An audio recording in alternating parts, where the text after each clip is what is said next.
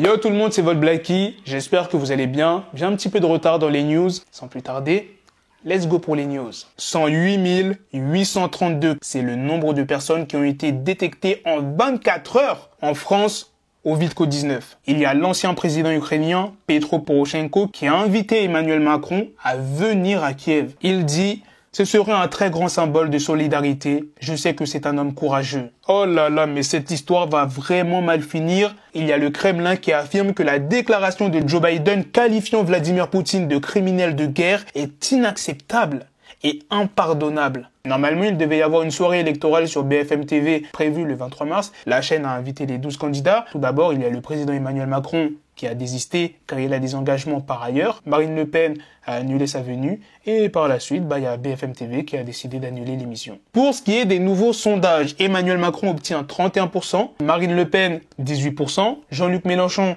14%, Valérie Pécresse 11,5% et Éric Zemmour 10,5%. Vous n'êtes pas à côté de moi, mais je le ressens déjà que la prochaine news, vous allez vraiment pas l'apprécier. Il y a Yannick Jadot qui envisage de réduire la durée des vacances scolaires, car tous les pays qui obtiennent de meilleurs résultats scolaires que nous ont moins de congés. Le gouvernement va demander de baisser le chauffage d'1 degré dans les bâtiments publics afin d'économiser l'énergie et de réduire la facture. Emmanuel Macron veut renforcer l'armée française pour pouvoir assurer une guerre de haute intensité qui peut revenir sur notre continent. C'est ce qu'il a annoncé lors d'une conférence de presse. Il veut aussi transformer Pôle emploi en France Travail. Il veut aussi instaurer une obligation de 15 à 20 heures d'activité par semaine pour les bénéficiaires du RSA. Il veut aussi mettre en place 30 minutes de sport par jour à l'école. Il propose que les renouvellements d'ordonnances puissent être faits par les pharmaciens et les infirmiers pour dégager du temps pour les médecins. Récemment, je vous ai annoncé qu'il y avait un séisme au Japon de magnitude 7,3. Voici une vidéo du séisme.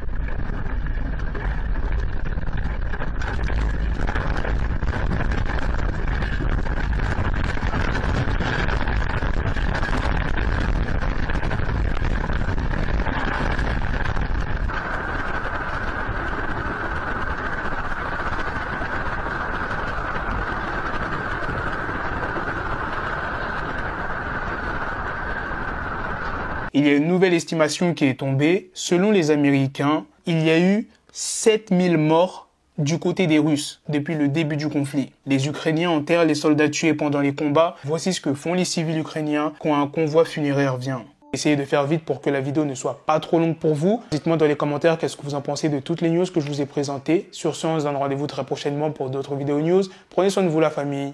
Peace.